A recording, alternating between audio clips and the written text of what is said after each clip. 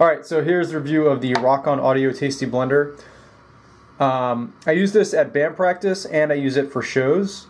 It's a kind of like almost like a 3-input mixer in a sense with a headphone out, but it's got a built-in limiter with a normal mixer or just like a headphone amp. A lot of times you won't get a limiter to protect your ears in case of pops and other noises. And this is kind of designed with the in-ear monitor system in mind. I basically have this in lieu of a wireless system, which is a lot more expensive. This isn't necessarily super duper cheap, but it's a lot more cost effective than going that route. Plus, because it's not wireless, it's a little bit more reliable without losing signals and having to replace batteries. So I dig that. So you have 3 inputs. Right now I have left and right, just it's easier for me to label it for live use. This just says 1 and 2, line in. And the third input can use as line in, or you can also take a speaker, a line from a speaker, like a wedge on stage, instead of having to get your mix from the sound guy. So this can be run in stereo or mono, which is really cool. So the way I use it is with my Fractal Audio Axe-FX II. I take the left and the right out from the output 2 of the Axe-FX into here, so I can get a stereo signal in my ears, which is really rad.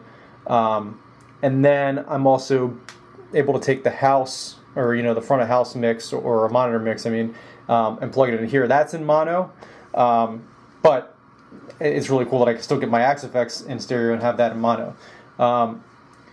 At practice, what I do is I just run a separate little mixer, and out of that comes into here, and what I'm getting from that is my keyboard, and we have electronic drums, as well acoustic drums, which I don't mic, and I also have bass. So I get all that and I bring it all right into that input, so I kind of have everything there.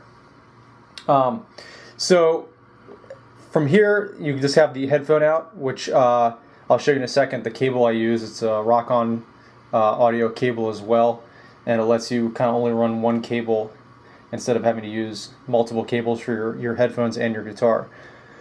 I'll show you this way this works a little bit. It's pretty basic. If you look on the manual online, it's very easy to learn. I'm not going to go through how to do everything, but the basic features you have, if you just click on the first one, you get the level for input 1, you get the level for that, and a level for 3.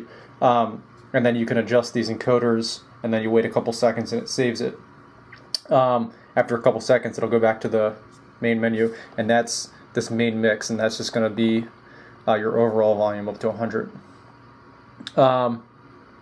So if you hold down each of these visual knobs, it gives you a boost, and I have them off, but you can get a boost if you have something that just doesn't have a lot of level. That'll help out. So they're kind of multifunctional encoders. You have the main mix. If you hold this down for a couple seconds, you get stereo or mono operation. I have them in stereo, which just makes the left and the right panned each hard left and right, and this one is mono. In mono, they're all mono, and there's no stereo separation. If I hold that down and then I hold it down again, I get, I think, the look ahead limiter, or is this all the limiters? Oh, that's all the limiters. So you go through and you can adjust the limiters. There's 3 different kinds of limiters, and then this is the look ahead limiter. I'm sorry. And you can read about those online. I kind of just kept the factory defaults. It seems pretty good for me, but it's cool that it has those options. If I hold it down again, I'm going to get bass boost or cut. And that's really cool because sometimes you might get, depending on your in-ears, you might have something that is kind of bass heavy or muddy, and you want to kind of dial some of the bass out. Or if you have something that's really bright, you want to bring some bass in. So that's a really cool feature. So this little box is really cool. As you can see, it's tiny. My hands are huge, but this is a pretty small little box. It's made of plastic, and that's not awesome. But I protect my stuff and just keep it in like a really decent case, and just be careful with it, and you should be okay. So far I haven't had any issues, played a couple shows, had some band practices, and I'm totally into it. And for anybody that has the Axe-FX, being able to have that stereo in your in-ears live is just really awesome. So let me show you guys how I run this with my Axe-FX. I use the left and right unbalanced outs of output 2 from the Axe-FX with 1/4-inch cables, and I run just left and right, and this is in stereo, so those are kind of hard panned each side. I run in the monitor mix mono into the channel 3, and then I have this cool cable also from RockOn Audio.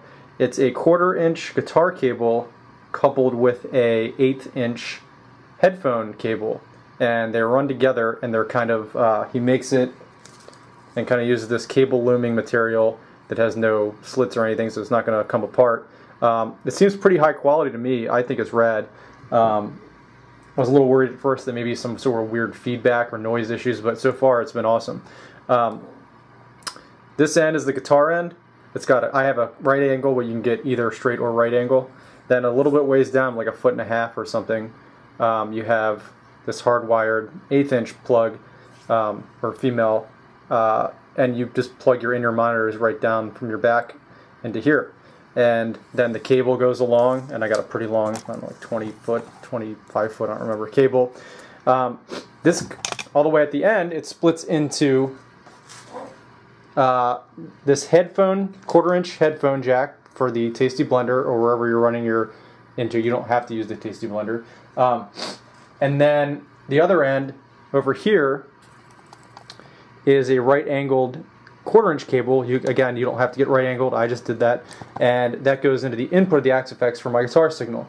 You just have to basically use both of these near each other, and once you kind of get it set up, it runs really smoothly. I think this is a great combo. This thing isn't too expensive. The flexibility of having your own little mix is just awesome. You know, this has got a pretty good limiter, it seems to me. I haven't had any issues, and I'm able to control my main volume. I'm able to control the mix. I'm able to control my Axe-FX separately. I had to keep my Axe-FX volume really low individually, but then you can turn up the master. For some reason it clipped or kind of got distorted pretty quickly. But once you get the level set, you should be good to go. So hopefully this has been helpful. Let me know if you guys have any questions, and I will see you next time.